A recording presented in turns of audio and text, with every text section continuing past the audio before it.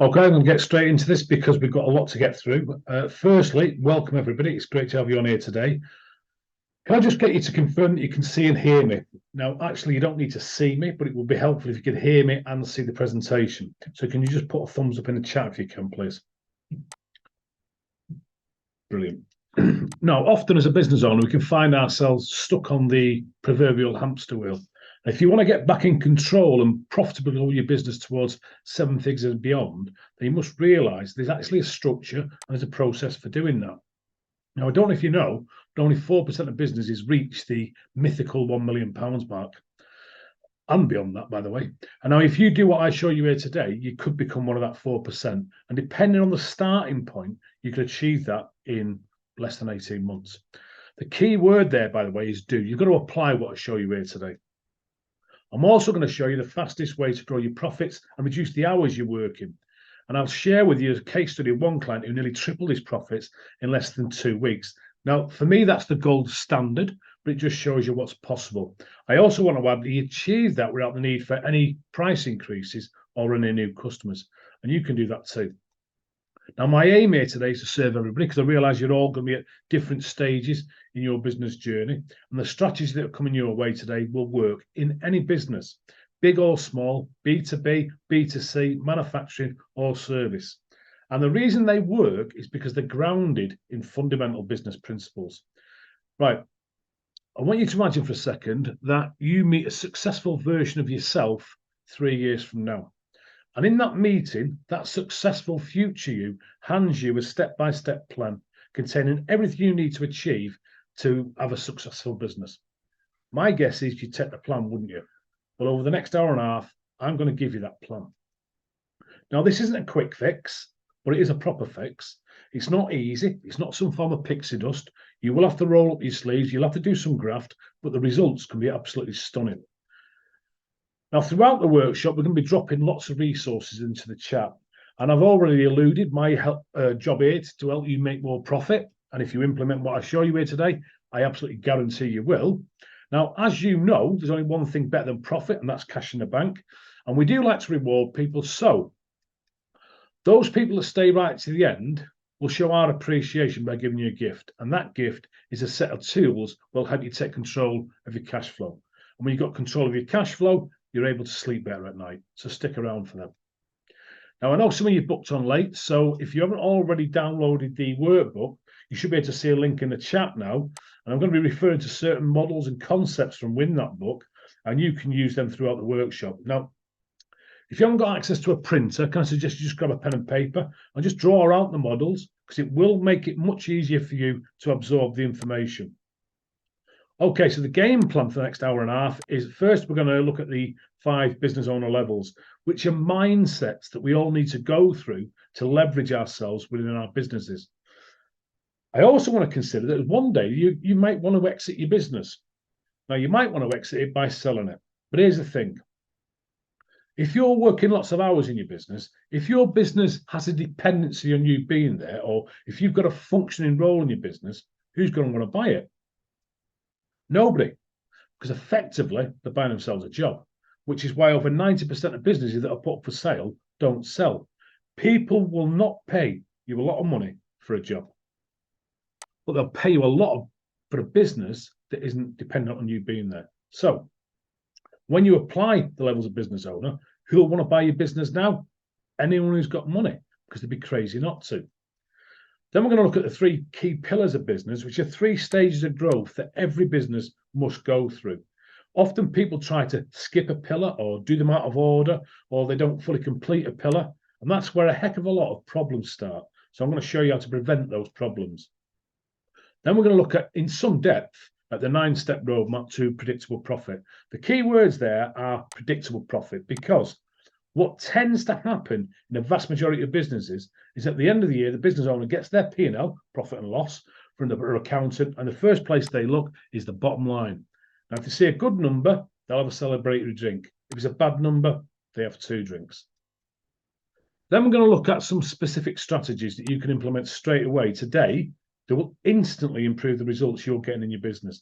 Now, the first one is your power plan. And just some of the things that having a power plan will help you achieve, that it will help you be more productive. It'll help you to stop procrastinating.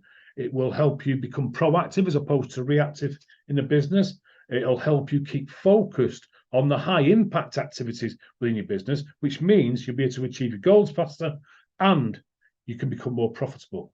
Now, in the second half of the workshop, I'm going to show you just how you can actually start creating your own power plan today. Now, next, we're going to look at the Profit Maximizer, which is a tool that will show you the fastest and most effective way to increase the profits in your business. Now, stand by, because you're going to be really surprised by just how much you can achieve in a really short space of time when you put this tool to use. And this is one of the free tools that we're going to be giving you during the workshop, so you can start applying it straight away, and it could be making a difference in your business by tomorrow. And then the third strategy is the business map, which is a different way of structuring your business. And just one of the things the business map will help you do is eradicate the problem of recruiting the wrong people, which is a hugely expensive mistake that's often made in businesses, both big and small.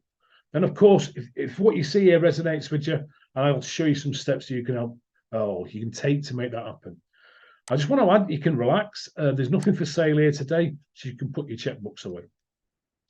Now, so you may know, my name is Kevin Gallagher, and I'll be delivering the training today. And rather than ramble on like so many do, I'm just going to do a brief 2-minute introduction, then we'll get stuck into the good stuff.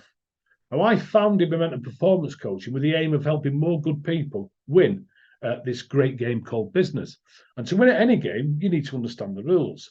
So over the past 15 years, I've been teaching the rules, and I've also specialised in helping people to win more by building, growing and scaling their 6-figure business to 7 figures and beyond in a really profitable and cash-rich way, so that they can live life on their terms. Now, my apprenticeship for doing this role was 8 years in the Royal Navy, followed by a 22-year career as a business owner in the hospitality industry, where we had 6 bars, 4 restaurants and 2 hotels. Now, I'm not telling you that to brag. I felt the need to mention it so you can feel safe that what I'm sharing with you today is based on experience, and it's not me regurgitating information that I've garnered from reading a few books. Now, 5 of those businesses, by the way, grew beyond 7 figures. The last one we took from 1.4 million to 3.2 million in 18 months. Now, if we can do that, anybody can do it. Now, one thing I want to point out, we didn't have seven, we had 5 businesses.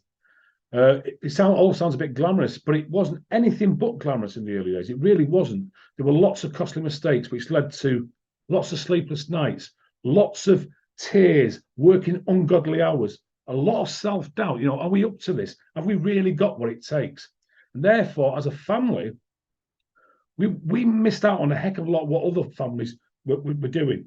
And that led us to realize there had to be another way of doing this thing called business, which in turn led to us developing the profit roadmap that I'm going to be sharing with you here today.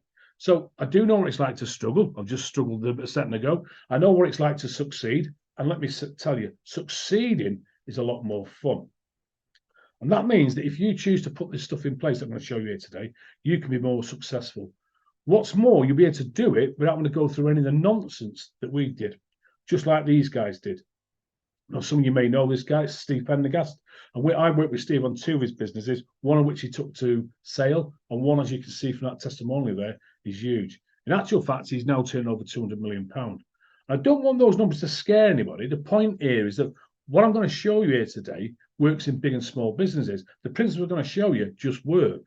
I also want to point out that this business started out really, really small. It was just an idea discussed over coffee in a Borders bookshop about a decade ago.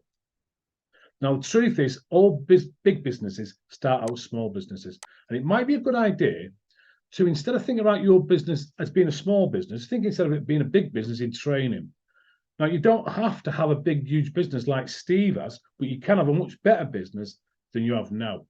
And you're going to see that through this workshop, you can build that business in such a way that you're going to have a lot more fun doing it because it gives you a lot less hassle. Now, when I first started working with Matthew, he'd inherited the family business, or a better description would be that he'd inherited himself a really, really stressful job. He was working ridiculous hours, 7 days a week. There wasn't much in the way of reward. The profits were very, very up and down, which meant they were never predictable, which meant he was never in control of the results. Now, fast forward 4 years, and he's got a buy-in place for his business, which has been sold well above the market price. Now, I just want to point out a quirky fact here. Matthew's business turnover is now well below where it was when we first started working together. And you might be thinking to yourself, well, that's not a very good result, is it, Kev? But here's the thing. His profit is up over 800%. And Matthew has very little input into that business on a day-to-day basis. Some weeks he's doing less than 10 hours a week. And in the second half of the workshop, what I'm going to do is I'm going to share with you just one of the strategies that we use with Matthew and we use with other clients that makes it possible for him to reduce his turnover, yet make 8 times more profit. So let's get into the good stuff. I'm going to get started by getting you participating and asking some questions. So while I'm getting them chat fingers working, or the comment fingers for you Facebookers. Now, I do encourage you to participate because the questions are designed to get you think about what's possible for your business and what you might be tolerating now that you don't need to. So the first question is, thinking back over the past few months or year, how profitable is your business? And this is how profitable you want your business to be, not how profitable anybody else thinks it should be. So you can just put in the chat, how profitable is your business using the scale that you can see on the screen there.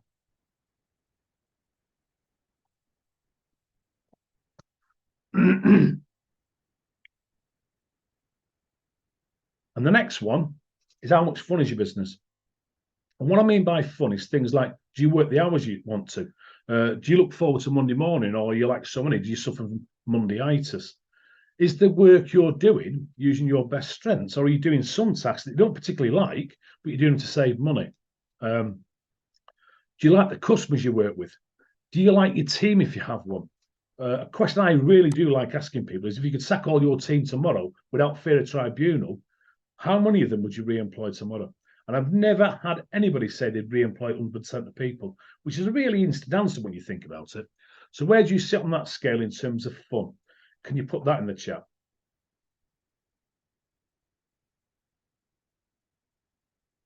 And the next question is really, really, really important, because it's how good do you want your business to be? Do you want it to be mediocre, quite good, good? How about very good? What about best in region, or even the best on the planet? Can you just put the answer to that one in the chat? And I'm going to continue talking while you're doing that, because you need to be really clear about the answer to that question, because it absolutely underpins every decision that you make in your business. Now, let's say, for instance, you want to have the best in region business, then you have to be thinking about what type of people do I need to be recruiting? Well, they've got to be at least the best in region. And to be attracted to those type of people, guess what you're going to need? The best in region business, or a business that's on its way to becoming the best in region. What will your customer service need to be like? Best in region. What about the overall customer experience? Guess what? That needs to be the best in region as well. That's just a few of the reasons why you need to be able to answer that question. Now, by the way, I just want to point out that we only work with people who want businesses that are above that line, because what we tend to find is those people are great to work with. Something else to consider here, and something that's, it's really interesting. Why didn't you answer that with best on planet? Why is that? What's the story you're telling yourself that prevents you from wanting that? Now, normally what I'd do is I'd introduce a concept that explains why we tend to aim lower than we're actually capable of achieving. Now, the challenge is that last month we got into it got into a bit of a chat, and it took me almost 30 minutes to cover it, and we lost quite at the end of a lot of the end of the workshop. So what I'll do today is I'll video that concept and I'll send it over to you later today. But fundamentally, what it is, it explains how we as human beings have the ability to create a better future. But, and it's a big but, what we tend to do is we create that better future from thinking from our past. When we do that, very little changes. And the future looks very much similar to the past, and we call that the default future. Now, a better way to do things is to create our future based on a different perspective and future thinking. And the rest of this workshop now is dedicated to showing you a different perspective for how to build and grow your business so that it's really profitable, it's cash rich, and you don't have to work ridiculous hours, and you can have a lot more fun. So let's get into the frameworks. By the way, you're going to see me looking over to the left quite a lot. That's where the presentation is for me, and that's where the Facebook feed is. And I cannot see the Zoomers. So we're going to be covering these next 3 frameworks for the next 25 to 30 minutes. And by the end of the 30 minutes, you're going to have a really clear picture as to where your business is right now and the steps that you can take to improve it. Now, the reason we start with a framework is the key to making any change is knowing three things: where you want to go, that created future. Where are you now? What's the path that you're on that's presently going to take you to that default future? And then we create a roadmap to get you to that created, more compelling future. Now, a word of warning here, all the models I'm about to show you, you can't skip a level or step. And you'll get the fastest and the best results when you attack them in order. Now, look at them as a bit like milestones on a journey to tell you you're on the right path. If you try or you miss a step or a level, you will suffer, your business will suffer, and you'll get stuck on that metaphoric hamster wheel, working harder and harder, but getting nowhere. It's a bit like an all-you-can-eat buffet, the difference being you've got to eat every dish. You can't just eat the bits you like. You've got to devour, actually, every dish. So the first framework is the 5 business owner levels. Now, you'll find a blank one of these. I think it's on page 7 of the handout. Now, as I go through each level, what I'm going to do is I'm going to explain the symptoms that you tend to experience, and that'll allow you to figure out where you are most of the time. So level 1 is overwhelmed. And people at this level appear to be going around and around in circles. They often see themselves a bit of a firefighter, and they've got a lot of fires to extinguish, by the way. Now, the challenge is at this level, they make little or no progress, which leads to a great deal of frustration. And the primary way that people try to tackle this level is through sheer brute force, determination, long hours, hard work. And that may work for a big period of time, but it's not sustainable because more than likely you're going to be sacrificing something else, which could be your health, it could be your family time, it could be your blinking sanity. At level 2, you jump out of the frying pan of overwhelm and then you replace it by jumping into the fire of overworked, which doesn't appear to be much of an upgrade, does it? Now, the challenge at this level is the business owner's got their arms wrapped around the business, and they're probably suffering from a good old dose of nobody can do it as good as I can-itis. I'm making words up now. Now, at this level, I guarantee in the business there's a systems and process problem with it, and a training problem within the business. Yet we estimate from the hundreds of businesses that we've worked with over the past 15 years, and from personal experience from our early days in business, that most owners fall into level 1 or 2 most of the time. Now, some occasionally experience brief moments in the high levels, but it doesn't tend to last. And that happens because the business is completely dependent on the owner. It revolves around the business owner. And if they step away for any amount of time, the business more than likely fall apart. And in many cases, the owner would have more freedom and more income if they went and got themselves a job. And I think the reason people don't go down that path is the shame they're associated with failing in business. Now, I don't know if that resonates with anybody on here today. So the litmus test for this level is if you can't take a 4-week break without checking in on your business all the time, then you probably fall into this level. Now, for most people on this workshop, the shift is going to be going from this level up to level 3, organised. And this is where the owner has started to focus on the 2 things that need to win back their time and build a business so it's not so dependent on them. And that's the 2 Ps, processes and people. And what you want is systems and processes that run the business, and your people run those systems. Now, I know for some that's easier said than done, but it is well worth the rewards, because at this level, you'll be able to take a few days off from your business without having to check in all the time, without having to take calls all the time. And when you get back, things will still be running as smooth as they were when you left. And this really is the foundation to move up to the next level, level 4, the overseer level. And at this level, people are starting to really make the shift from being an operator in a business to the owner of a business. They're spending more time working on business, improving the processes, the people, managing the activities in the business, than they do actually working in the business, doing the day job, so to speak. Now, very few business owners achieve this level without a commitment to actually bettering themselves through things like reading, learning, upskilling, doing courses, being mentored and coached by people who know how to create a business that isn't so reliant on the business owner. And that's because there's just so much to figure out on your own. And I believe you can't actually achieve this level by working harder. And I believe that because I've made that mistake. And if you remember earlier on, I said to you, there were times when we were working ungodly hours in the business. Now, that led to me getting stuck in a cycle of more and more of the responsibility being on me. And that was a real pressure. And that led to me giving really serious consideration to dialing back on my goals. which would have meant me going back to living that default future. Now, fortunately for me, I found another way.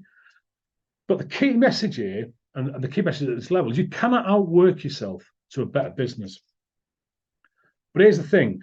If you can get this transition right, it's really worth the effort, because running a business at this level feels a heck of a lot different. It's so much easier. The upper levels are so much easier. The business life is different.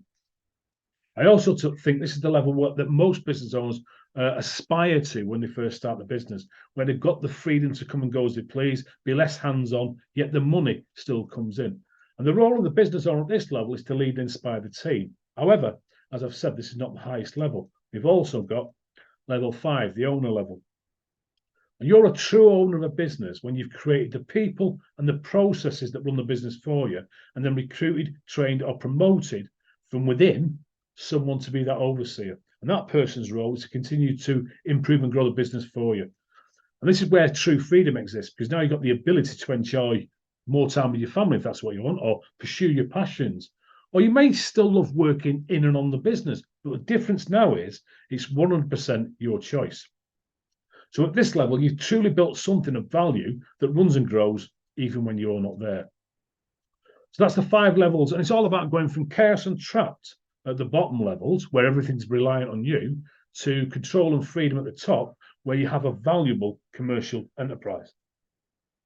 Now, the key to moving up these levels is focus and a change in thinking, because when you change your thinking, you change the actions you take, and when you change the actions you take, you change the results that you achieve.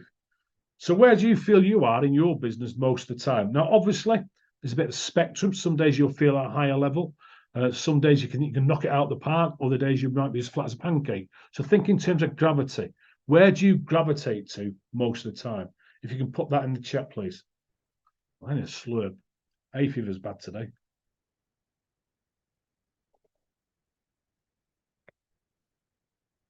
Okay, moving on. By the way, we tend to find about 80 to 90% of business owners are pulled towards the gravity of those bottom 2 areas. As I've said, that's certainly where I was in the early days in business.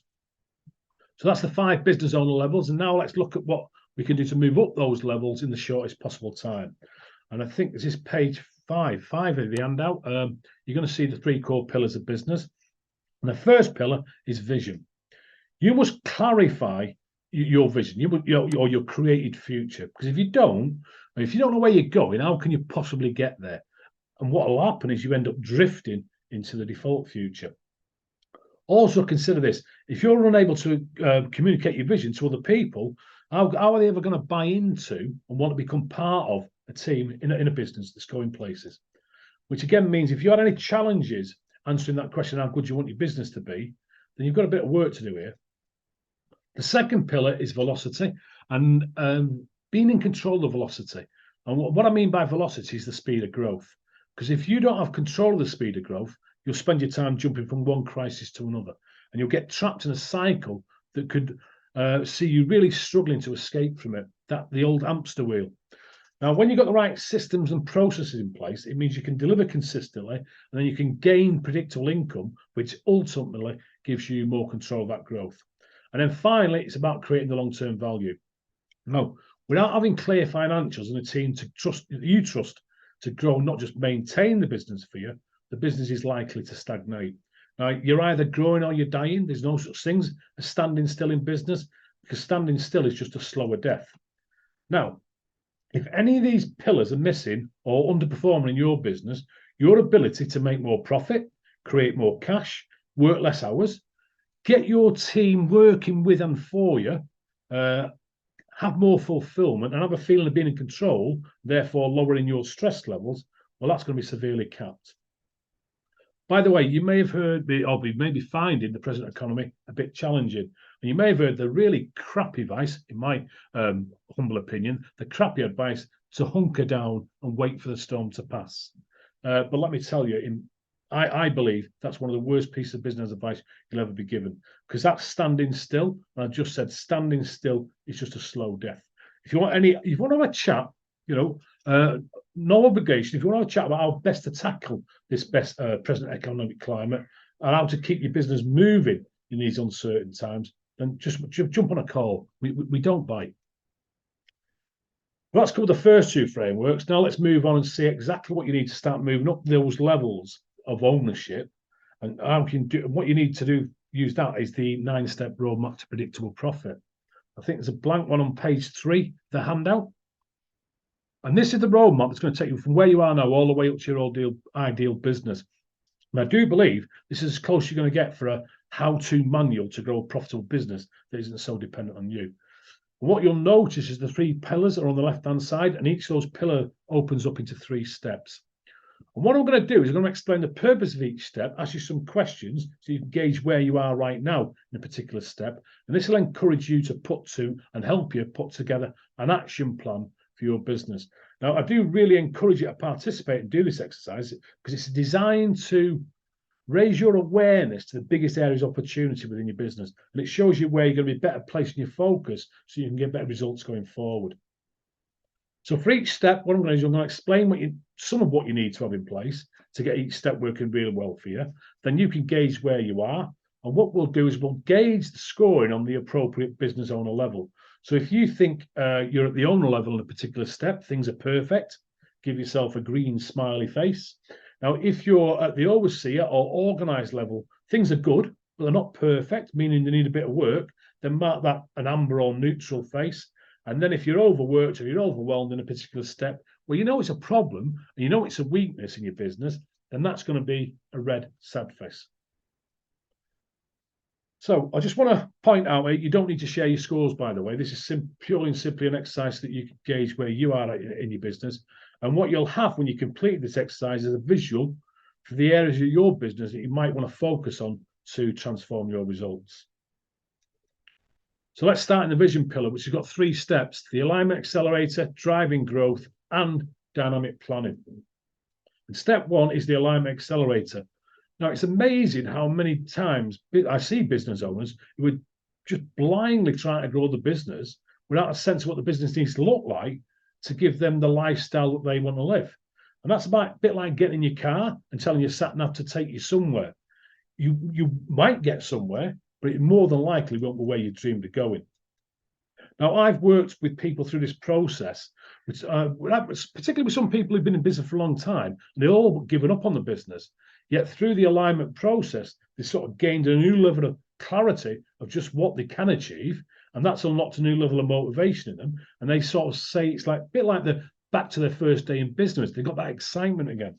So questions you want to be thinking about here are: how clear are you on the business that you need to build to satisfy your ideal lifestyle? I'm going to presume you know what your ideal lifestyle is. Have you calculated how much profit the business needs to generate in the future for you to identify or for you to live that ideal lifestyle? What does that mean in terms of expenses, in terms of revenue, in terms of a growth plan that you need to build over the next 3 years? So for this step, where do you feel you are? Green, amber, or red? And once you know where you want to go, then we'll get really clear about where you are now. What's the starting point? What's getting in your way now? What could get in the way in the future? What's going to slow down that velocity of growth? You need to know what's working and what's not working so well, because it's not a very good idea to set off growing your business if things like your sales process is leaky, or you don't understand the numbers in the business and the story they're telling you, or if your recruiting process isn't up to scratch, your time management could be bobbins, or your customer service isn't working so well. Because what will happen is that as you grow that business, you'll grow the problems as well. Those little headaches that you might be experiencing now are going to turn into raging migraines. Those little cracks you might have now will turn into gaping chasms. So some questions to ask yourself here are: do you have a clear marketing plan? If you do, is it attracting your ideal customers in enough volume to meet your targets and your budgets? Is your sales funnel and what you're offering completely optimized? Does your sales funnel have all the necessary testing and measuring in place? Do you have the quality of product or service and offering in your business so that your customers feel compelled to say yes? A really good one is: are all your customers A and B grade customers? Now, I'm not sure I'll have time to cover what an A grade customer is and how you get more of those, but once again, we can always discuss that on a one-to-one call. Now, that's a real game changer of a strategy when it comes to making more profit and having a lot more fun. So where are you on step 2, driving growth? Score yourself green, amber, or red. We've got a few comments on Facebook there. And then we've got dynamic planning.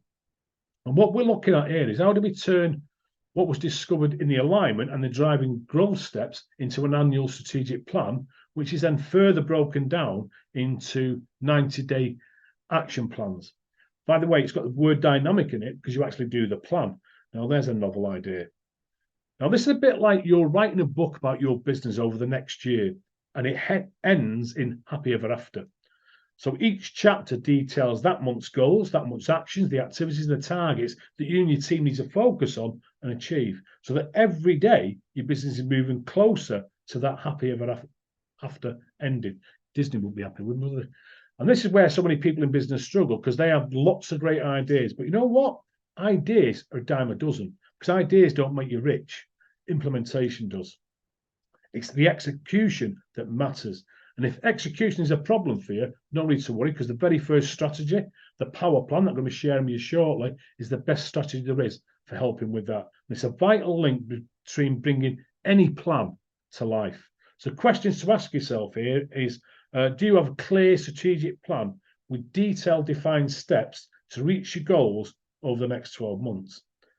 Are those plans getting translated into 90-day plans of action for the entire business, for each department, for each member of the team, so that you know exactly what the priorities of the day are, day in, day out, and so does everyone else in the team? I've got to say, actually, just knowing how to implement this process properly is a real game changer for most businesses. Now, is your planning process structured? Is it easy to do? Has it got a consistent rhythm to it?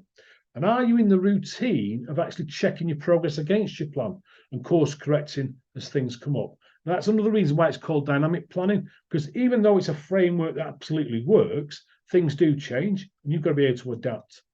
So let's score yourself there. Where do you feel you are? Green, amber, or red? So that's the vision pillar done. Nice job. And what you'll find is when you navigate your way through this level in the correct way, you'll find yourself out of overwhelm. You might still be a bit overworked, but your stress levels are going to be lower. You have a sense of direction, and you'll start to feel a bit more in control and be a lot less reactive. So let's now move on to the next level, which is velocity. Now, in the velocity pillar, we've got profit and cash, revenue and marketing, operations and systems. And the key here is to control the velocity of growth, because it's actually sometimes easier to fail when you're going too fast, especially if you don't manage the first step in this pillar, which is profit and cash. Because what you could be doing is building yourself a business that isn't maximizing its profit, or it could be a cash-eating monster. Now, sadly, a vast majority of people in business treat profit as an accident of accounting. Now, often people tell me they're going to grow the sales by so many £1,000 this year, but when I ask them how much will the profits grow, they start stumbling on the words because they're approaching things back to front. So the first thing I would ask you is, do you have a budget for the coming year? Well done if you do have one, because budgeting really is great, because what you do when you're budgeting is you're telling your money where you want it to go instead of you wondering where it went. The big mistake I see people make when they're creating a budget is they start off at the top, the income line or the sales line, and then they work their way down to the profit line. You need to start your budget off from the profit line and work your way up. Remember, the game is predictable profit. Now, sitting alongside a budget, what you'll need is a break-even plan. Now, have you got one of those? If you have, by the way, well done. Now, let me ask you, if you've got one, is profit built into your overheads so that it becomes non-negotiable? Now, I doubt many of you will be doing that, but it's vital if you want to make predictable profit. And you've probably heard the old saying, turnover is vanity, profit is sanity, and cash is king. But history is littered with profitable businesses that went bust. Now, I mentioned before about setting your sat-nav for your business journey, and to go on any journey, you need fuel. Now, you wouldn't embark on a long journey in your car if the fuel gauge was low, would you? The fuel gauge in your business is cash. So have you got a gauge showing you how far you can go? And that gauge, by the way, is a cash flow forecast. So do you do cash flow forecasting in your business? Now, not many people do, and that's why so many profitable businesses run into problems. What else can I ask you here? Do you know how to get better margins in your business? Have you got a plan in place for improving your margins? Have you got the right mix of product or service for the maximum profit level in your business? Do you know how much retained profit you're getting from every single one of your product services or every job you do? Now, sadly, most business owners prefer creating more and more customers and sales because that's the way they've been taught to grow business. But the truth is, the absolute truth is, in many cases, you can create more with what you've already got just by dealing with the elements in profit and cash that I've just discussed. Now, it's not considered to be sexy work by most people, but it doesn't half produce amazing and sexy results, as I'll show you later on. Well, it's very rare. In actual fact, I don't think I've worked in one business yet that we haven't been able to help grow and make more profitable just by dealing with the elements that I've just discussed in profit and cash. Now, I mentioned Matthew earlier on, 8 times more profit on a vastly reduced turnover. So more with less is the way we need to think in business. Sometimes it's more about what we stop doing rather than what we start doing. So mark yourself there, green, amber, or red. Now, when the plug's in the bath, then it's time to turn the marketing tap on. Now, you've got to be able to drive more revenue through better sales and marketing. It's all about being able to generate more high quality leads, which is marketing effectiveness, and then optimizing your conversion rate from lead to customer, which is sales effectiveness. The challenge is that most marketing doesn't work. Now, I've read somewhere that up to 80% of marketing doesn't work or it doesn't have the desired result. As a result of that, a heck of a lot of SMEs or small, medium-sized businesses don't do marketing. And when I ask them how do they get new customers into the business, they say it's through word of mouth. And that's great. It really is great because referrals is probably the best marketing strategy there is. But it's not likely to get the business the growth it desires and needs. So when it comes to marketing, questions I would ask you is, have you got a clearly defined marketing plan with at least 5 different lead generating sources? Are you able to articulate a strong point of difference between you and your competition? So if you were to line up 10 of your competitors against a wall, as good as that might sound, how would anybody be able to tell the difference between them and you? Because if nobody can tell the difference between you, they're going to default to price to make the decision. So if you're finding yourself competing on price, then you need to get really, really clear on why you're different. What else? Do you know your customer acquisition cost? Do you know the lifetime value of a customer? And I mention those two because acquisition cost and lifetime value are 2 vital numbers that every business owner needs to know. Sadly, not many do. And that costs them a freaking fortune. That's part of the reason why marketing they don't get the return on investment from marketing. So once the marketing's then working and giving you good quality leads in enough volume, we need to switch our attention to taking advantage of those leads by having the best sales process in place. So do you have a mapped out, detailed sales process? Are you measuring the conversion rates at every single stage of that process? So do you know where people are falling out of your process? Have you got systems in place for improving the sales skill within your business? I mean, it's simple, really. A business can't exist without sales. We've all got to get better at it. Now, the overarching question in this step is your marketing producing enough high quality leads and inquiries every week? And are you converting enough of those inquiries into paying customers to fulfill your sales and profit targets? So score yourself green, amber, or red. And then the final step in the velocity pillar is you've got to have the right operations and systems in place. Now, operations systems is how you create predictable consistency in the business because the systems run the business and the people run the systems. Now, a lot of the people we start working with have little or no systems in their business. And that means then they're reliant on people turning up with the best intentions to do a job that's not clearly defined and take the business in a direction that isn't clearly defined either, and then they're hoping for business success. It's just not going to happen, is it? I'm going to highlight one system here, and that's the delivery system. So how well are you educating your customers right now about what they should expect when they deal with you? So for me, this is about designing your process so there's no surprises. So think about your delivery process. How clearly does it help people feel not only unsurprised, but also highly delighted? Now, the recipe for profit is retention and repeat business. So you're only as good as your last job. How many people get disappointed once and then leave you forever? So systematic consistency is absolutely key for you to build into your business right now. And if your customer experience is not written down in a process format, you can't have that.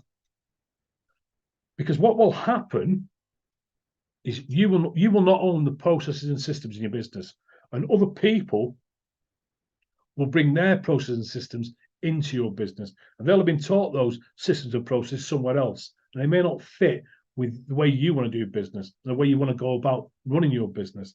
And if that's the case, and it is in most businesses, by the way, how can you give consistent service to your marketplace if you've got this amalgam of lots of other people's processes and systems within your business? Because that's just going to create confusion for you, for your clients, for your customers, and for your team.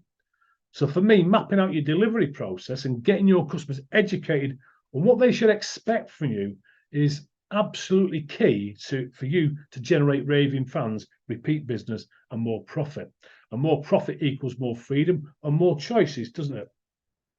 So ask yourself, are all the common business processes documented? Things like your marketing, your sales process, client onboarding, team onboarding, finance, operations, and of course, your customer walk. Do all your team actually follow those processes? And the reason I ask that question is because it's a huge challenge for a lot of businesses. Are you regularly reviewing the effectiveness and the suitability of your processes? I'm going to be sharing a great strategy with how to do that later, a little bit later on. Okay, just mark yourself there, green, amber, or red. I'll get a slurp on my drink.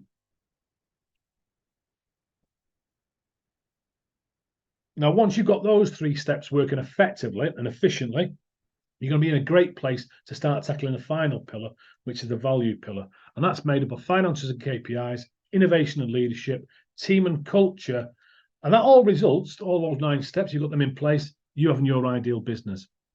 And what you're doing here is you're creating, on this level, is you're creating the long-term enterprise value for your business. And that's why financials and KPIs comes first, because how can you increase the value, let alone if you don't have measures in place to do that. So numbers are the language of business. And if you don't understand the language, how can you ever expect to win at the game? Now, a lot of people in business don't like the numbers. They abdicate the numbers to their bookkeeper or their accountant. Now, if that's you, here's an idea. If you, instead of thinking about numbers, think of them as words, because they're words that are telling you the decisions and actions taken in your business, both good and bad. And business decisions need to be made on objective evaluation, not subjective judgment. What do I mean by that? Well, how many of the decisions made in your business now have been made on gut feel? In other words, you can't put a number on it, so you think, well, I think I should. Well, I think I should is not a great way of doing it, because what you're doing is you're making that decision on gut feel. And in this case, gut stands for gave up thinking. Now, I'm sorry if that sounds harsh, but if you can't see the numbers in the business, you're actually driving blind. Now, consider this. If you were driving down the motorway one night and suddenly the dashboard of your car went blank and you were unable to see any of the indicators on the dashboard, my guess is you would pull over, see if you can fix it before you continue on that journey, because it's going to be dangerous. It's going to be a scary trip without the information that dashboard gives you. Now, it's exactly the same in business. We need a business dashboard that gives us vital information so we can see that our business is performing. Now, the indicators that most people use in business is the profit and loss and the balance sheet. They are absolutely fabulous documents. They give you vital information, but here's the thing. They're giving you information about the past. And that's like driving whilst you're looking through your rear view mirror. Again, that's not a very safe way to drive, is it? A better way is to look out the window screen so you can see what's coming up. And that's what a dashboard does for your business. It lets you see the road ahead. So what are the constituent parts of a business dashboard? Now, for me, there's 3 headline ones. The speedometer, which is your sales and marketing. It tells you how many leads or inquiries are coming through the door every week. How many of those are converting into sales? Are you driving at a constant speed, or are you speeding or slowing down or speeding up? Secondly, then we need the warning lights to show us the engine's running properly. So if you can't see that, or if you're not measuring the operational efficiency in your business, you won't know whether something's wrong with your engine. And then thirdly, there's the fuel gauge, and that's the cash cycle of business. So how many debtors do you have? How many of them are overdue? How much did you invoice last week? What's your cash conversion cycle? Unless we measure those three things consistently week in, week out, it's really difficult to see whether the business is improving or slippage is occurring in the business. Now, a dashboard is one of the first things we help our clients create, because what we want them to be able to do in their business is start to make predictions about how the business is going to perform in the future based on how it's performing today. Now, let me ask you, what kind of dashboard do you have in your business right now? And what impact would it have if you were to create a dashboard so you can actually see how it predicts how your business is going to be driving? Now, ideally for our clients, what we want to do is get to a place where you've got what we call a beach dashboard. A beach dashboard is where they've got 10 to 12 indicators that their team could send them if they were sitting on the other side of the planet on a beach drinking pina coladas. Indicators that would let them know that the business was running the way they want it to. Now, for most business owners, a dashboard is pretty much a life-changing event, because now they're not running around looking in every single nook and cranny of the business. Instead, what they're doing is they're looking at 10 to 12 indicators that give them peace of mind that the business is working.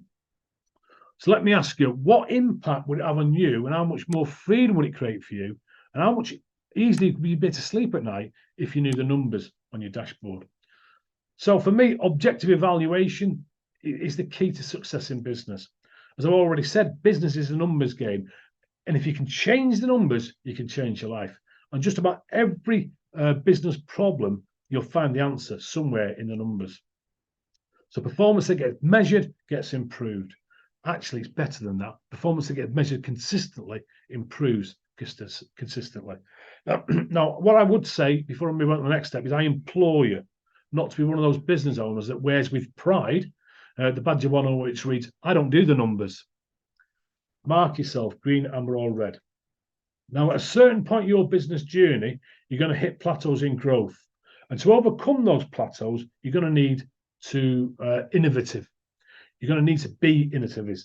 So innovation isn't just about new products or new services. It's about how you do everything and how you can be different and better than everybody else in your marketplace.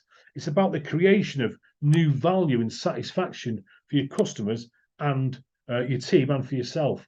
So do you have a process in place in your business where the focus is on constant never-ending improvement, which could be something as simple as a 1% list? So I suppose a good question with you would be, do you have a 1% improvement list in your business? You're also going to need leadership to keep the business competitive and sustainable. Now, this is not just leadership at the upper levels of the organization chart. This is leadership at every level of the organization chart. So are you nurturing tomorrow's leaders, the people who are going to lead the business into the future?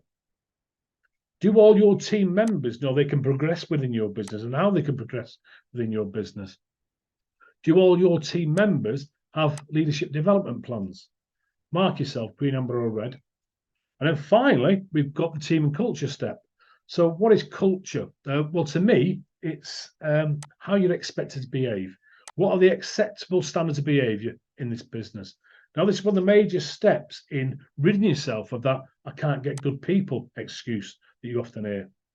Now, I guarantee, absolutely guarantee that you have got a culture in your business, but is it the culture that you want? Is it being consciously designed by you? What are you tolerating? Because as harsh as it sounds, you deserve what you tolerate. Now, think back to that question I asked you earlier on. If you could sack every member of your team without fear of tribunal, how many of them would you re-employ tomorrow? Now, if you've got all the other steps of this roadmap in place, because you've now got this compelling vision and you've now got a business that's going places and you're getting that culture right, what you'll find is your business now become very attractive to the top talent in your industry, because you've now got a fun, engaging, and fulfilling place to work, which means you no longer have to tolerate underperformance or bad attitude. Happy days. So questions at this step. Can all your team clearly articulate your company vision, your company mission, your values, your purpose, your culture? Couldn't think of it, can you? Do you have a recruitment process in place that has the top talent in your industry constantly asking to work at your company before you actually advertise the role? Do you regularly assess employee engagement scores? And are you making or taking action to improve those? So where do you think you sit there, green, amber, or red? Think while you're putting that in or marking your sheet, Tony Ice, the founder of Zappos, said, get the culture right, and most of the other stuff will take care of itself. So it's really, really important. Culture is really, really important. So that's the roadmap to predictable profit. And I know we're going quickly through things. And that's because I want to give you those 3 specific strategies so that you can actually start improving your business today. But I'm sure you're beginning to see how powerful this framework is. And by having it in your business, it will lead to you having a much better business and a much better life. So what you may now have is a map, and it's probably a mixture of green, ambers, and reds, like the one you can see on the screen. Now, this is not an exercise designed to get you beating yourself up. What you have is what you have. And my guess is that what you've got is huge areas of opportunity. Areas with some small tweaks and a greater focus can transform the results you're presently achieving. But we're not quite done with this, because here's how you can turn that, what you've learned there, that new insight, into implementation. Now, I keep saying implementation is the key, and in truth, it's the only thing that's going to differentiate whether or not you win or lose in business. So here's what I want you to do. On your map, circle the 3 areas that you believe, if you were to go to work on now, will have the biggest positive impact on your business. Now, that could be 3 reds. It might be 1 red and a couple of ambers. It's what's going to have the biggest positive impact for you and for your business. And then once you've circled those 3, I want you now to prioritize them, 1, 2, and 3. Which one you're going to do first? Which one you're going to do second? Which one you're going to do third? And the reason you prioritize them is because you want this implementation roadmap in place. Otherwise, it's too easy to get paralyzed and feel confused about what you're going to do next, because that's when procrastination raises its ugly head. Should I do this one or should I do that one? So can you put in the chat or in the comments for you Facebookers, what's the top step for you to work on?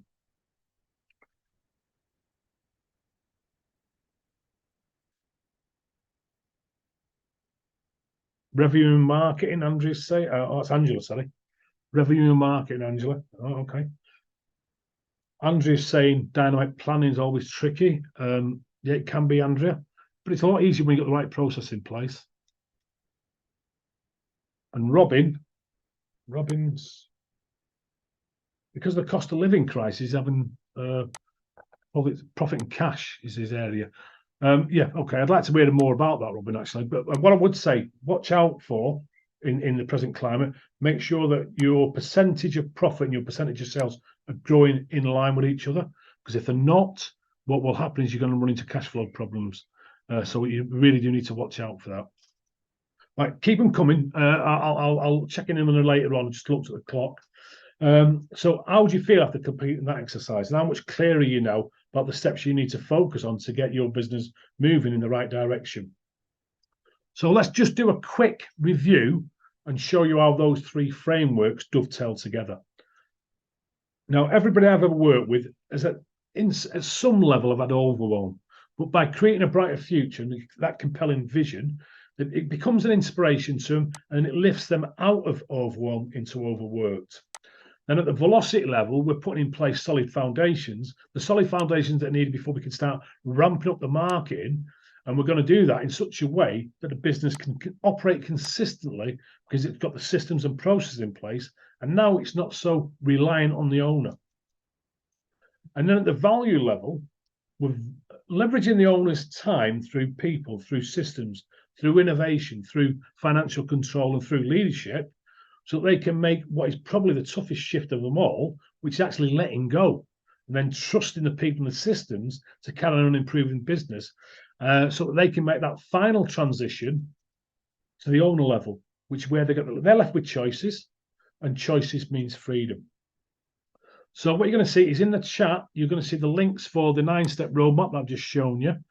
Before we move on to some specific strategies, something for you to consider here is every year we survey our clients to see how we're doing and how they're doing. And I highly recommend everybody on here today does exactly the same thing, because it's priceless feedback and it shows you areas that you might want to improve.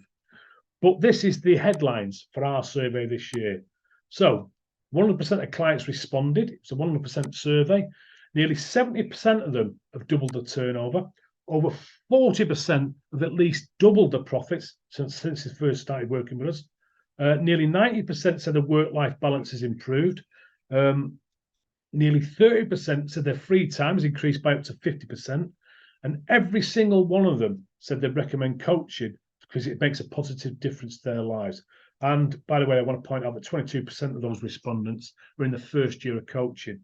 And it's results like that that give me complete confidence in saying that what I've just shown you there works. It does. It just does. So now, having self-scored yourself against the model and you know what's what in your business, I'm going to invite you to consider this possibility. What if everything on your map was green? What if you had all 9 steps of that roadmap dialed in? And you know exactly how to make more profit, grow without stress, work less hours, create more freedom. How cool would that be for you? Now, for some of you, it may be that if just half of your steps were green, it would transform your business and your life. So what I'm going to do is I'm going to invite you to book a Roadmap to Freedom call with us. And on that up to 60-minute call, no obligation, by the way, we'll look at the 3 areas that you've picked out on that roadmap. We'll help get your thinking stacked up in the right direction. And we'll help you create a 3-step action plan that's going to remove the barriers to growth that you're presently facing, and then enable you to optimize at least the 3 areas you've chosen in a time frame that best works for you. Now, in the chat, you're going to find a link. You can just choose a time that suits you best. It is a limited offer. We can only do a small amount of these, and they're purely on a first-come, first-served basis. So if you want to get all areas of your roadmap to green, then book yourself a call. Right, let's now dive into some strategies you can start using today, by the way, which will help you improve your business. Now, looking at the clock, we may only have time to cover 2 of these. And if that's the case, what I'll do is, if we do run out of time, and I think we will, before close of play today, is I'll make a video of the 3rd strategy, the business map, and I'll have that link in your inbox before you head on today. Now, I'm going to start in the vision pillar, and in particular in the dynamic planning step. And I want to focus in here because I find that most businesses, this is often one of the weakest links. And it's one way to get some really, really big wins quickly. And I want you to show you a real game changer of a strategy. Now, within each step of the roadmap, there's various strategies, tools, templates, tactics, resources, golden nuggets that you can use to support and improve that particular step of your business. So as you can see here is an array of the most useful ones in dynamic planning. And today I'm going to focus on that golden nugget, which is the power plan. I'm going to get a drink before I start. Thank you. Now, your plan, or power plan, is a strategy designed to ensure that you're able to manage and optimize your 3 most precious resources, your time, your energy, and your attention, which is why I say you must always make the tea first for yourself and then for the rest of your team, because that's your job as an actual business owner, not to make the tea, but it's to direct the time, the energy, and the attention of both you and your team towards the highest value activities or the highest results achieving activities in your business. So a great question for you is, who's drinking all your tea? Or another way of putting that, who's draining your time, your energy, and your attention? It could be who or what is draining your time, your energy, and your attention. Because as a business owner, you've got to know an ever-broadening range of things that you're expected to do when you're running your business. But you've got limited energy, and such a wide range of roles drains that energy. Things like the queue of people that form outside your metaphorical office door, if you want, wanting to discuss something or to pick your brains. You know, have you got a minute, boss? And what often happens is those people are there to pass their problems onto you. So that could be a team member, it could be a customer, it could be a supplier, it could be a subcontractor. And you end up solving someone else's problems, and that's a further drain on your energy. And as a result of that, your own to-do list starts getting longer and longer, yet another drain. This leads to you multitasking, because you often have to interrupt what you're doing in order to do something else, and then you get interrupted while you're doing something else until it gets to the point where you can't even remember what you're trying to do in the first place. And this idea of multitasking is a real killer, because it often feels you're a bit like a pinball machine. You're getting bounced from one thing to another, not really get to do the things that you want and need to do. And that often leads to you playing catch up by working late into the night or giving up your weekends. But it's not meant to be that way. That's just not how business is supposed to work. And the idea that you can multitask your way to a better business, that's a total myth. Now, I don't know if you realize, but as human beings, we're not capable of paying attention to two things at once. Our brains aren't designed to function that way. We're more like microprocessors, where we create the appearance of doing multitasking, but what we're actually doing is we're switching rapidly back and forth between tasks. But here's the thing, that switching's got a cost for our brains, just as it does with processors. It means lower efficiency, it means lower performance, and it often results in a breakdown. So what I'm going to suggest is that instead of your brain or your diary or your plan for the day or week looking like something that you can see on the screen there, where you just come in and you let the day come at you, you have a far better chance of taking control and being successful if you create a power plan for yourself. So your day looks something more like this. Now, if you go to page 9 of your handout, I think it's page 9, I want to stress this is just an example. Mine doesn't look anything like this, and you will have to work towards creating your own version of this. Now, a version that works for you, and it's going to take a bit of graft, but it's so worth the effort, because instead of coming in at the start of the week and your tea, or your time, your effort, and your attention getting sapped away, you'll already have a plan for exactly what to focus on, so that you're getting all the important stuff done in your business, all the high value activities, all the high achieving result achieving activities. By having one of these, you're also able to realize when you're off track, which means you can course correct. Now, by the way, if you haven't noticed, I'm an absolute sucker for an acronym, and POWER stands for the Perfectly Optimized Week for Exceptional Results. So perfectly optimized week for exceptional results. That could be effective results as well. So let's have a look how you can actually go and create one of these for yourself. And you might want to start drawing yours out now. I just want to give you some ideas to sort of get your creative juices flowing. And it starts with you deciding the hours you're going to work. Now, there's a novel idea. And you don't have to do what I've done here, which is theme the days. But what I'm doing by theming the days, I'm sending a signal to my brain, this is my number one focus. And that means if I can tick off my number one focus every day, it doesn't matter what the rest of the day throws at me, because I've won the day. And in business, we really do need to count our victories. And the first thing you want to do is schedule things that you're going to need to do to maintain your energy. Things like your meals, exercise, chill time, or time to meditate, if that's your thing. By way of example, what I've done is I've put lunchtime in. Then one of the most important assets you have in your business is your team. And having one-to-ones with them is so important. It's helpful, really, really helpful for keeping things on track. And what you'll notice, though, I've stacked these all together, so there's less of that task or brain switching going on. Now, I realise that at present, for some of you, you may be a team of one. I'm getting bitten here by a bug. What you do need to remember is that's just an example. But in truth, even if you are a solopreneur or a one-man woman or a one-woman or one-person army, all these functions that I'm about to show you still need to happen in your business. So let me ask you, are they in the diary, or are they just been left to chance, or maybe even, heaven forbid, they're not happening at all?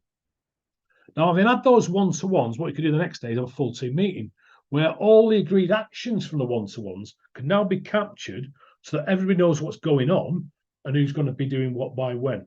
And this will eliminate that I didn't know what was happening, or I didn't know who was supposed to do that excuse that you often hear in business. And that also leads to you creating a bit of accountability within the business. And you, as the business owner, also can get to delegate some of the tasks out that came from the one-to-ones. Because one of the biggest challenges for the business owner is they can often end up doing more and more work on top of everything else they already do. So now we've got the most expensive asset, the team, sorted. We can now start filling in what you need to focus on to take care of the business.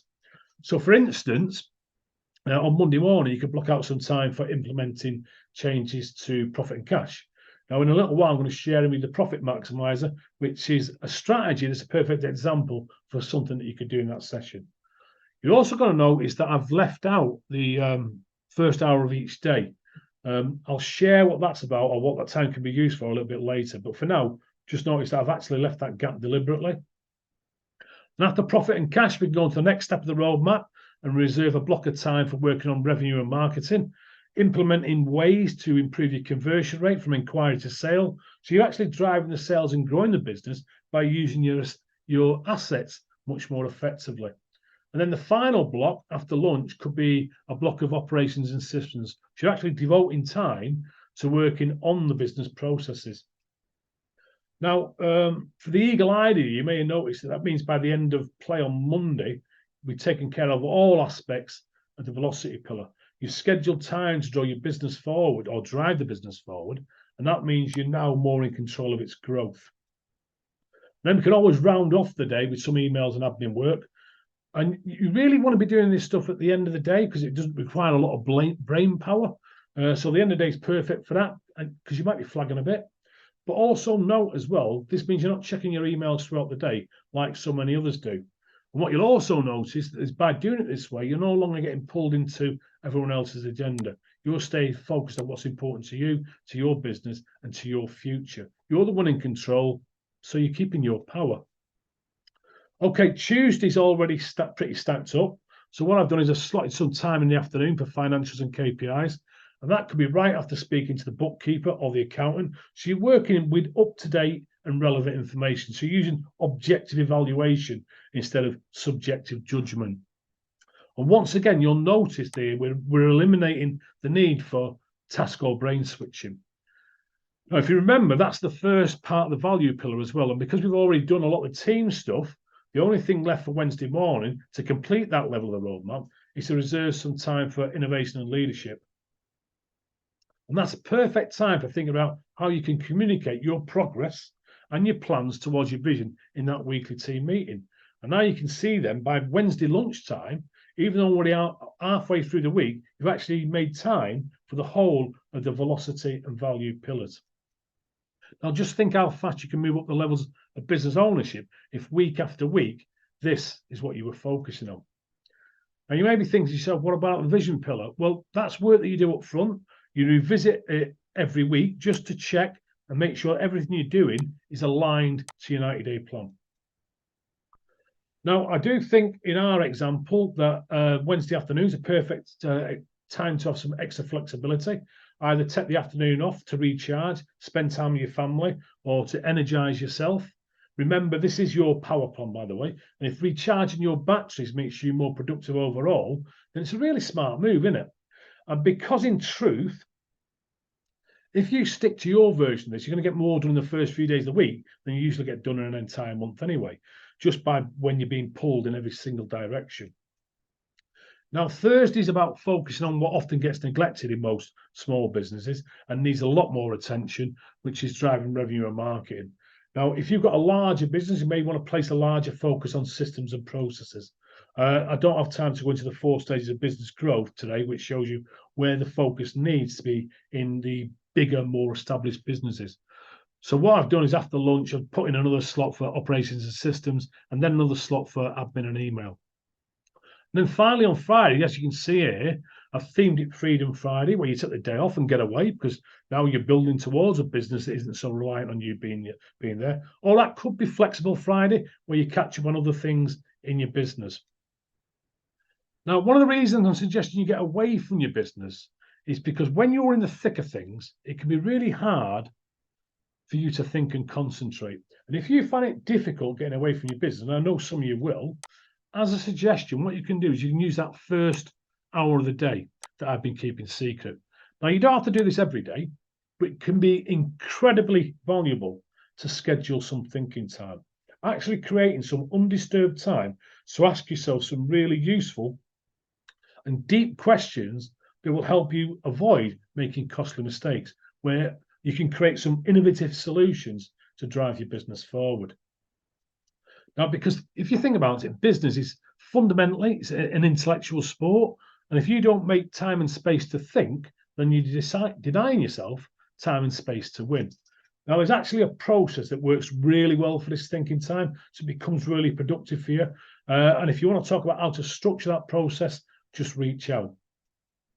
Another alternative is you could go for it like some of my clients are, I think some of Sue's are as well, and actually switch to a 4-day working week. Now, there's studies out there being done at the moment which show how effective a 4-day week can be for business employee productivity.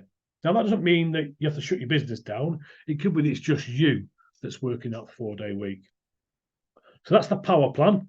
And I just want you to consider what difference it would have having something like this, or what difference it would make for you if you had something like this in your business and in your life, and how it's going to help you maintain your power, and it wouldn't let your time, your energy, and attention get sapped away by all the distractions that are vying for our attention on a day-to-day basis. Now, the true currency in life is time. It's not money. Right? None of us have a time problem. We all have a priority problem, and a power plan will help to solve that. Now, there's a bit of upfront work and a process to go through to get this working like clockwork for you. And once again, if you want any help with that, just reach out. Now, just one final thing before I move on to the profit maximizer, and jumping back to that idea of thinking time, I actually came across a quote yesterday, and it's really, really powerful and explains why thinking time is so important. I just want to share it with you. I'm not going to read the quote, you can read that yourself. I believe that the brain and thinking is a muscle. We need to strengthen it. So the idea of thinking time is really, really a game changer, because we're constantly getting disturbed. We've got these things in our lives now, and these things were supposed to be tools to help us. I can't help thinking we've become the tools. So in the chat, what you'll find now is a copy for the link for the power plan, which you could use as a prompter for creating your own. It really is a game changer. Something I say to all my clients is that I guarantee they're working too many hours, and together we'll reduce those hours by at least 3 months, by at least 20% in 3 months. Nobody's actually invoked on that guarantee. I actually noticed that this model behind me is our genius model, reducing your hours 20% in 3 months. I think it was John Maxwell once said, never underestimate the unimportance of just about everything. It's really easy to find that 20%. Now, the first thing we scheduled on the power plan was working on profit and cash. Yeah, slurp, sorry. Because that's really vital in your business. And I want to give you an amazing strategy to really help you ramp up the profit in your business. And once again, what we do, there's a whole array of strategies there. There's profit first, there's debt eradication, there's cash flow forecasting. But the golden nugget I'm going to show you here today is the profit maximizer. And the reason I want to show you that is because it's fast, it's powerful, and it's relatively easy for you to implement. And before I share the strategy, just have a quick metaphor here. When aerospace engineers design a plane, they want to fly faster. Now, you might think the first place they'll go to is to get more power from the engines. So the equivalent in business to adding more power, or doing it that way, would be to get more sales and customers. But in truth, what the engineers actually spend 80-90% of their time up doing is working on the aerodynamics of the plane.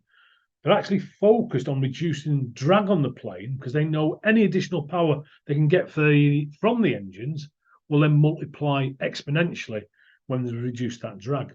Now, the great news is it's exactly the same in business, and that's what the profit maximizer is about, because the fastest path to profit maximization in your business is by reducing the drag of expenses, not necessarily building a bigger sales engine or pushing down on that growth throttle. So what I'm going to do, it's going to be easier if I show you this by way of example. So what we've got here is two businesses, very originally named, Business A and Business B. And they've both got equal profits and expenses, and I've made the numbers super simple so you can see the change. Now, both of them have got a bottom line profit margin of 10%, that green bit, and the long red bit are the costs that business is incurring. Now, if you want, you can imagine this being a £100,000 business or £1 million business. As you can see from the slide, both these businesses have got a goal to increase their profit, bottom line profit, by 30% over the next quarter. So they're going to take their profit from 10 to 13, rounding up, that's roughly 30%. Now, Business A decides to increase their profit by 30% by doing what most businesses would do, pushing down on that growth throttle. Now, obviously, if you choose to do it that way, your expenses are going to grow roughly in line with your revenue. Now, in Business A, you can see that they do actually achieve the 30% profit growth, so it's happy days, but there's always a but, isn't there? And in this case, the but is to do that, to get that 30% increase, they've had to find more customers, they've had to make more sales, they've had to fulfill more orders, they've had to do and pay for the marketing to find those customers. And all those things come at a cost. They take time and they add to the business owner's stress, because there's a risk involved in that approach. It might not work. In business B, they take a whole different approach. Any guesses on what they do? I can't see any comments coming in. Well, remember, they want to achieve that 30% growth in profit as well. So let's actually look at how they do that. They reduce their expenses by just 3.3%. I'll repeat that. They reduce their expenses by just 3.3%. And by doing that, they achieve exactly the same result. All they needed to do was focus on things that they could fully control and they can implement immediately. So let me ask you, which do you think is faster? Which do you think is easier? Which do you think is less stressful? Which has less variables? Which is more likely to work? A goal of increasing your sales by 30% or a goal of reducing your expenses by a little over 3%? Now, can you see the power of knowing what to focus on? Now, just consider if this was a £100,000 a year business, they could focus on making £30,000 in extra sales, or they could focus on reducing their expenses by just £3,300 and get exactly the same result. Just let that sink in. Now, at this point, there's usually two reactions. The first one is a bit of excitement. Now, I guarantee those numbers are correct, and I'll show you proof of that shortly. And the challenge is that sometimes, as business owners, we buy into this narrative of 10x and everything, or working harder. When in actual fact, you can get incredible differences in your business just by looking at things from a different perspective. And of course, the other reaction is one of excitement. But just let me show you, because this actually gets even better. Now, if you remember, I mentioned the aircraft engineers. They reduce the drag first, and then they look if they can get more power out of the engines. Now, the same can be done in business B. So imagine business B does that cost reduction bit first, then it applies more power. So now business B, having gotten control of its costs, it now increases its revenue up to 130. That's the same as business A, 130. But what you might notice now, that instead of a 30% increase in profit, business B achieves a 70% increase in profit. So if you solely focus on driving revenue, you only get a 30% increase, and that makes business B's strategy more than double as effective. In actual fact, it's 133% more effective than business A's. Just by having a different perspective, you can get to work less, do things that are more in your control, and achieve up to 133% better results. Now, let me show you what's behind this and show you how you can actually easily start increasing your bottom line starting tomorrow. So this is the profit maximizer table. And what I want you to do is consider your profit margin and locate the nearest one to yours in that top blue row, and then move down the column and then see how much profit you would gain if you decrease your expenses by the amount in the light blue column on the left. By the way, I want to point out here, the lower your margins, the more powerful the effects of this model. So let's say, for instance, if you've got a profit margin of 20% and you reduced your expenses by 30%, your profits will increase by a huge 120%. Now, let's have a look at what this would do in a bit more detail. And what we're going to do is zoom in on a business here that's got a 20% margin, because I think that's quite reasonable. Some people will have more, some people will have less. So once again, what I'm doing is I'm keeping these numbers super simple. So the revenue is 100, expenses 80, that gives a profit margin of 20%. Now, in this business, if it reduces its expenses by just 10%, its profit will go up by 40%. Now, how many of you would like an instant 40% increase in profit in your business? And did you realize that if you've got a 20% margin, you can do that by reducing your expenses by just 10%? What if we increased it to 20%? Well, that'll give you an 80% increase in profit. So you've nearly doubled your profit just by cutting some of the fat that might be accumulating in your business. Now, as we've already seen, the 30% increase gives us a 120% increase in profit, and a 40% reduction would be a 160% increase in profit, and a 50% reduction would be a 200% increase in profit. That's nearly a tripling of the business without a single new customer or any price increases. Now, I'm not saying you can always reduce your expenses by half, but I've never come across a business yet that can't reduce its costs in some way, shape, or form dramatically. And I have got clients that have actually reduced theirs by 40%. Now, you'll be really surprised by just what you can achieve when you ask the right two questions. But what I do hope I've achieved here is actually help you see the power of this and what are the effects it can have on your bottom line. Now, I just want to point out here, by the way, this is not necessarily about cutting everything. Most of the time when we're working with clients, this is about removing waste from systems and processes, speeding things up that are slowing the business down, or removing bottlenecks from within the business. So, for instance, you may have a really great marketing strategy in place that's producing you lots of inquiries, but you're burning through a lot of those inquiries because of an ineffective sales system. So the question would be, how do we turn more of those leads into paying customers? Because that will have a huge impact on the bottom line of the business. I'm getting quite a few comments coming into Facebook. I'll have a look in a second. I just want to show, I'll look at that in a second. I'll look at the comments in a second. I just want to show you an example of how this worked for a client. So this is Pete, and he'd been in business for 8 years, and his business return of about £30,000 a month.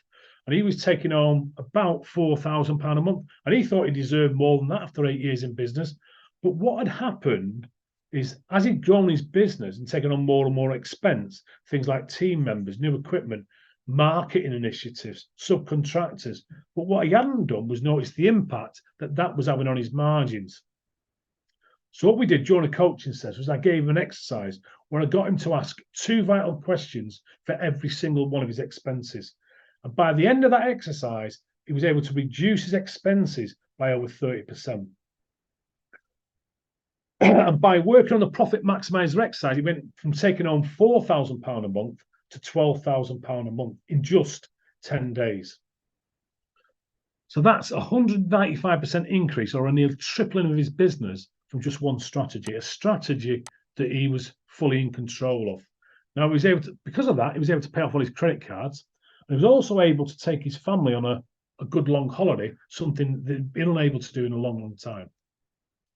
And nowadays, because he's at the owner level in his business, he lives in Spain, and he travels over here every 3 months just to check in on the business. Now, the real key thing is, the real key point of this is because of the work we've done together, he was now growing his business with a hugely improved profit margin. So can you see what difference that would make to any business? Facebook is really blowing up. So let me just check these comments a second. Right, okay. It's a good question. There's a few people asking. I can't see the Zoom chat, by the way, but there's a few people asking what are the 2 questions, which is a really good question, isn't it? So what you need to do is you list out all your expenses, all the expenses you've got in your business, and then you ask 2 really simple questions. And question number 1 is, does this expense help me get or keep a customer? If it's a no, then immediately eliminate that expense. If it's a yes, then question 2 is, how can I reduce that expense? So just repeat that. Does this expense help me get or keep a customer? If it's no, immediately eliminate that expense. If it's yes, then the question is, how can I reduce that expense? Now, I know that sounds simple, but don't underestimate the power of the exercise. It can transform the bottom line of your business. Right, in the chat, you're going to find a link for the profit maximizer table. And what I suggest you do is when you get it, you have a look at your margin, and then you might see what you're leaving on the table. And that's what might be keeping you awake at night. So that's the profit maximizer, and I'm sure you'll agree it's pure magic. Right, I know I've thrown a lot at you, and looking at the time, I will overrun if I cover that business map. So what I'll do is I'll make a video of that this afternoon, and I'll send the link out to you by close of play. It's well worth watching, by the way. It'll be good stuff. So let's stop there, and what we'll do is we'll do a quick recap and wrap things up. So let me just jump to another part in this presentation. Remember how to do this. I think that's right. Yeah, okay. So we've been on a bit of a journey. First, we looked at the 3 frameworks, so you know where you are, where you're heading, and what you need to focus on to get you to where you want to go in the shortest possible time. Then we looked at 2 golden nuggets, and I promise I'll get the 3rd one to you this afternoon. And I also, you see just how important it is to have these tools and these tips and these concepts and these strategies at your fingertips. And it really all boils down to you actually implementing that 9-step roadmap. So now you've seen how the roadmap works, and you know that these strategies can really accelerate the growth and the bottom line profit in your business. And you might now realize just how much more freedom that could give you. So if you want to become a true business owner instead of an operator in the business with a job, if you want to create a better future for your life and for your business, I'm going to encourage you to take advantage of that no obligation 60-minute call with us. The link, you can see that I think it's in the chat now. As I said on that call, what we're going to do is we're going to look at where you are against those 9 areas and put together a 3-step plan based on the biggest area of opportunity for you. And we'll make sure that we get your thinking stacked up and moving in the right direction so you can make more profit with less effort and have a lot more fun doing it. Remember, they are on a first come, first served basis. Now, one final thing before we get off. 5 frogs sitting on a log, 4 decide to jump off. How many are left? Anybody know? There's still 5, because the difference between there is a difference between deciding and doing.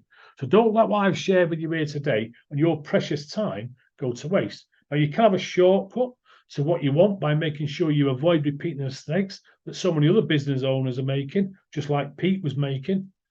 So if you've made the decision you want to grow your business, and if you want to get to level 4 or 5 in the business ownership, then remember what Tony Robbins says: never leave the sight of a goal without taking some form of positive action towards its attainment. So, and that first step for you could be to put time in your diary right now when you're going to actually start implementing the stuff that was shown you here today. And you should do that regardless of whether or not that first step is booking a session with us. Now, I think it was Winston Churchill once said, men occasionally stumble over the truth, but most of them just pick themselves up, dust themselves off, and hurry along as if nothing's happened. I'm going to suggest you choose not to become one of those people.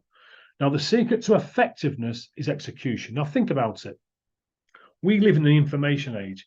If all we needed was information, we'd all be billionaires. So go ahead and book that session right now. Now, before I forget, I said there was a gift if you stayed on till the end.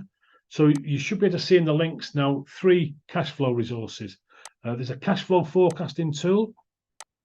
There's a video to show you how to use the cash flow forecasting tool.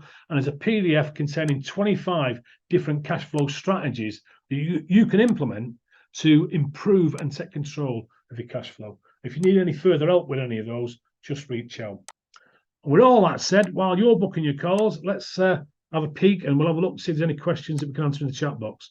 But by the way, thank you for all your participation and thank you for taking part. It's been really great. Thank you.